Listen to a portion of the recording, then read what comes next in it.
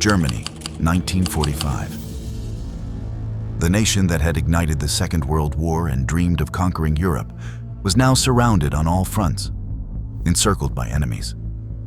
From the west, the British and Americans advanced. From the east, the relentless Soviet Red Army closed in. Hitler had no way out. The end was near. But how did the once unstoppable Nazi Germany, with its furious Wehrmacht, end up at this point? In this new video from military history, we will see how the Third Reich, which once seemed invincible, ended up completely at the mercy of its enemies, with no place left to run. Western Front. It was dawn on June 6, 1944. Over the cold waters of the English Channel, one of the largest naval armadas in history prepared to execute an unprecedented operation. More than 5,000 ships, warships, troop transports, and landing craft spread out across the rough sea. Hundreds of bombers and fighters roared over the horizon. D-Day had begun. Operation Overlord, carefully planned for months by the Allies, was the definitive gamble to open a second front in Western Europe and deliver a mortal blow to the Third Reich. That morning marked the beginning of the end for Adolf Hitler. The Normandy landings became the largest amphibious assault in history. More than 156,000 Allied soldiers crossed the Channel to land on 5 key beaches along the French coast. U.S. troops took Utah and Omaha. The British took Gold and Sword, and the Canadians took Juno. Normandy had not been chosen at random. While the Germans anticipated an attack at Calais, the shortest, most heavily defended point between England and France, the Allies gambled on Normandy precisely to catch them by surprise. Even so, the mission was anything but easy. At Omaha, American troops faced a hell of fire and steel. German defenses, built atop cliffs and hills, included machine gun nests, minefields, barbed wire, and anti-tank obstacles. In the first hours of the assault, thousands of soldiers fell under a rain of bullets. Waves washed ashore shattered landing craft and broken bodies. Yet within a single week, more than 300,000 men, tens of thousands of vehicles, tanks, weapons, and tons of supplies had crossed the English Channel. It was a colossal logistical feat. Each beach became an improvised port, and every road a vital artery into the France interior. The price, however, was steep. Civilians were trapped between crossfire and bombardments, and destruction swept through countless towns. Even so, each victory consolidated the Western Front and eroded enemy morale. And so, on August 25, 1944, after months of fighting, Paris was finally liberated. The French 2nd Armored Division under General Leclerc, together with elements of the U.S. 4th Infantry Division, entered the city amid cheers, tears, and embraces. The French capital, a cultural and political symbol of Europe, breathed free again after 4 years of Nazi occupation. Beyond its symbolism, Paris represented a vital logistical hub. Its railways, roads, and communications would allow the Allies to launch new offensives toward the heart of the Reich. As Allied forces pushed forward, they drew ever closer to the so-called impenetrable fortress, the Siegfried Line, a formidable defensive barrier built by the Nazis along Germany's western border. With more than 18,000 bunkers, thousands of anti-tank obstacles, minefields, and natural defenses, it stretched over 630 kilometers from the Netherlands to Switzerland. This was the last wall before entering enemy territory. In October 1944 came the first major battle fought on German soil at Aachen. The 84th Division would be supported by the British on the left and the American 2nd Armored and 102nd Infantry on the right. Facing them were several Volksgrenadier divisions and a number of crack Panzer units. American troops faced fierce resistance. Streets became battlegrounds, Buildings turned into fortresses, and every meter gained cost dozens of lives. Yet the sacrifice mattered. The war was now being fought not only on occupied soil, but in the Reich's own homeland. After 6 weeks of intense combat, the Allies prevailed. Next came one of the bloodiest and most overlooked campaigns of the war, the Battle of Hürtgen Forest. It was a maze of dense trees, constant fog, and freezing temperatures, where German ambushes and mines turned the terrain into a nightmare. Conditions were so extreme that many soldiers froze to death or became trapped in the mud. Those who reached the villages faced brutal, close-quarters fighting. And we came through a little woods and out onto a sport plot. So we shot across this clearing and into the outskirts of the town. All of a sudden, a German in a window 3 blocks away opened up on our column in this trench with a machine gun. Allied losses exceeded 30,000 casualties, a staggering cost for terrain of limited strategic value. Yet commanders refused to abandon it for both symbolic and tactical reasons. In December 1944, Hitler played his last great card, the Ardennes offensive. Amid heavy snow and taking advantage of weather that grounded Allied aircraft, more than 200,000 German soldiers stormed enemy lines with tanks and heavy artillery, seeking to split the Allies and capture the port of Antwerp. The surprise was total.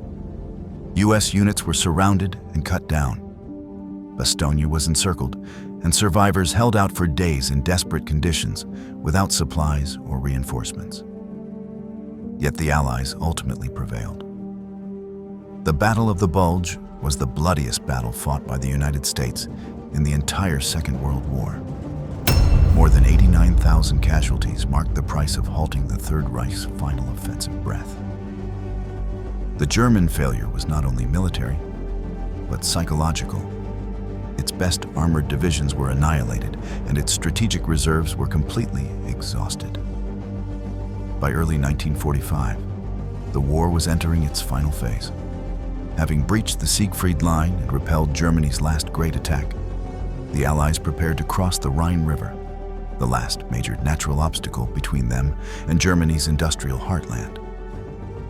Supreme Allied Commander General Eisenhower planned a series of coordinated operations to clear the flanks, secure routes of advance, and break the remaining resistance. Operations Veritable and Grenade marked the beginning of this final push. Canadian and British troops advanced from the north, facing desperate resistance and terrain the Germans had flooded to slow their progress. Even so, they secured key positions. From the south, American forces closed the pincer, forcing the Germans to retreat beyond the Rhine. The mighty blow from the west was not unexpected, nor was it hard to guess where the crossing would be attempted. The enemy had plenty of time to prepare his defenses. He was beaten by brilliant Allied teamwork, which has given the people of Britain their biggest thrill since D-Day. In March, during Operation Lumberjack, the U.S. First Army captured major cities in western Germany, such as Bonn and Cologne, while Allied engineers worked tirelessly to repair destroyed bridges and roads. Then, in an unexpected turn, on March 7th, the Allies captured the Ludendorff Bridge at Remagen intact. The structure spanning the Rhine should have been destroyed by the Germans, but they were too slow. 10 minutes before the bridge was timed to blow up, the first armored vehicles went across. The explosive charges were disconnected, and the first beginnings of a bridgehead were built up. The Americans seized the opportunity. They established a bridgehead on the east bank and accelerated the collapse of the Western Front. Finally, on March 23rd to 24th, Operation Plunder was launched. A massive crossing of the Rhine from the west, alongside Operation Varsity, the largest airborne assault of the war. More than 1 million soldiers took part in this decisive phase. German divisions, now without reserves, poorly equipped and outnumbered, began surrendering en masse. German cities fell one after another as civilian resistance crumbled under the weight of inevitable defeat. The road to Berlin was open, but the Allies had not been the only ones pressing from the west. From the east, the Soviets were advancing just as relentlessly. How did Stalin's path to the encirclement unfold? Eastern Front. To understand the full picture, we must go back to 1941. In June of that year, Adolf Hitler launched Operation Barbarossa, the largest land invasion in history up to that time. More than 3 million German soldiers, supported by Allied forces from satellite nations, crossed en masse into Soviet territory with a clear objective: to destroy Stalin's forces in a lightning campaign that would end the war in the East and secure Nazi dominance over Europe. In the first months, the German advance was overwhelming. Nazi troops occupied vast swaths of Belarus and Ukraine, devastated cities, and captured millions of prisoners. The offensive reached the very gates of Moscow, the Soviet political and strategic heart. Yet despite their initial numerical and technological superiority, the Wehrmacht could not take the capital. They had not counted on the region's greatest natural ally, the Russian winter. The brutal cold paralyzed German troops, who were unprepared for the extreme temperatures and the fierce Soviet resistance. By mid-1942, the Nazis shifted their strategy southward, aiming to secure the oil fields of the Caucasus, vital for their war machine, and to control the Volga River, a strategic artery for Soviet supply. The new focus centered on Stalingrad. The battle began in August 1942 with a massive bombardment that reduced the city to rubble. What should have been a quick conquest turned into brutal urban warfare, house by house, basement by basement, with soldiers engaging in firefights, hand-to-hand clashes, and savage skirmishes. The urban terrain became a deadly trap where every meter gained cost dozens of lives. The German Sixth Army advanced with great difficulty. Soviet defenses, led by General Vasily Chuikov and later reinforced by Zhukov, fought ferociously. The front froze at key points such as Mamayev Kurgan and the factories, which became improvised fortresses. In November 1942, the Soviets launched Operation Uranus, a masterstroke counteroffensive. Instead of striking the Sixth Army head-on, the Red Army attacked the flanks held by Romanian and Hungarian troops, who were less equipped and less motivated. Within weeks, more than 300,000 German soldiers were trapped inside Stalingrad. The encirclement was total. The defeat was a military catastrophe for Germany and marked the beginning of the irreversible decline of the Third Reich in the East. After Stalingrad, the Red Army unleashed a series of offensives, retaking vast territories. In 1943, they reclaimed Rostov, southern Russia, and the Caucasus region, expelling the Nazis from their last oil positions. The Battle of Kursk in July 1943 became another turning point. Known as the largest tank battle in history, Kursk cemented Soviet superiority and began an unrelenting push west. By the summer of 1944, while the Allies were opening a second front in Normandy, the Soviets prepared their most colossal operation, Operation Bagration. Its goal was to destroy the German Army Group Center and liberate Belarus.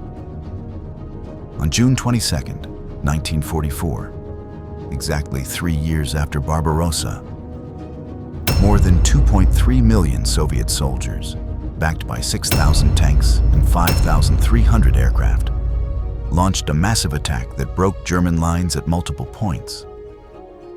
Expecting the main assault in the south, the Wehrmacht was stunned by the force of the central blow.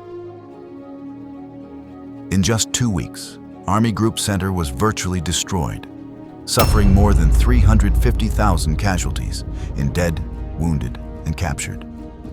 Key cities such as Minsk, Orsha, and Mogilev were liberated, and the Soviet advance continued toward the Polish border. Operation Bagration was Germany's greatest military defeat of the entire war, leaving the eastern flank wide open and putting the Soviets on a direct route to Berlin. It also marked the Allies' first major human rights milestone, as the first concentration camps were liberated. By early 1945, global condemnation of Hitler was total, and the Third Reich was bleeding out. From the west, Anglo-American forces had crossed the Rhine. From the east, the Red Army advanced like an unstoppable tide. In the tightening noose, Hitler still dreamed of reversing the course of the war. The reason for his next move lay underground: oil. This black gold was the lifeblood of the Nazi war machine. Without it, tanks, aircraft, and supply trucks could not operate. With the Caucasus oil fields lost and Romania fallen, the last vital fuel source was in Hungary, specifically near Lake Balaton, where several wells and refineries still functioned. In desperation, Hitler ordered a massive counteroffensive there, his final great armored attack. On March 6, 1945, more than 200,000 German soldiers, including elite Waffen-SS troops, 900 tanks, and several heavy artillery battalions, launched an assault aimed at taking Székesfehérvár and securing the Hungarian oil fields. It was a swift, aggressive move that briefly caught the Soviets off guard. In the first days, the Germans made some gains, but the Red Army of 1945 was not the Red Army of 1941. Its capacity to respond was overwhelming. Reinforced with T-34 tanks, self-propelled guns, and air superiority, Soviet forces launched an immediate counterattack. Within less than 2 weeks, the German advance was contained. By March 15th, Hitler's troops were being driven south, losing ground by the hour. On March 16th, the offensive was completely crushed. The Third Reich's final armored roar had failed. The Red Army advanced rapidly, securing Budapest. From there, the Soviet vanguard crossed the Danube and moved toward Vienna, the jewel of the Austro-Hungarian Empire, and the Reich's last major stronghold in southern Europe. The battle for Vienna began on April 6, 1945. It was a brutal fight, street by street and building by building, between poorly equipped German forces and Soviets determined to finish their enemies. After 7 days of siege, the Austrian capital fell. From that moment, nothing stood between Soviet troops and Berlin. The encirclement was complete. The fall was inevitable. Adolf Hitler knew it. On April 30th, he took his own life in the Berlin bunker, the symbol of the regime's total defeat.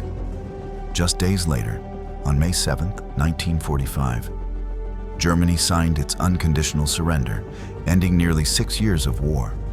The simultaneous encirclement from two fronts, the titanic effort of millions of soldiers, and the strategic coordination of the Allies sealed the fate of the Third Reich and ushered in a new world order. Yet the geographic changes were not complete. Before Allied troops took Berlin and ended the war in Europe, the leaders of the three great powers met in February 1945 at Yalta in Crimea. This historic conference was decisive in shaping the post-war political map.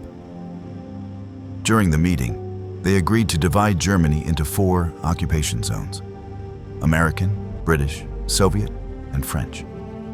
Each power would control a portion of the country, laying the foundation for the later division into West and East Germany.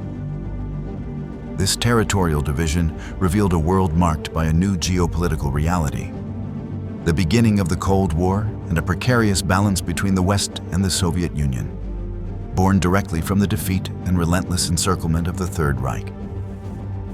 World peace would be short-lived. The forces that had jointly defeated Hitler would now fight among themselves for decades. But that is a story for another day. That's it for today's military history video. If you enjoyed this content, remember to like and subscribe so you're always up to date with our releases. Until next time.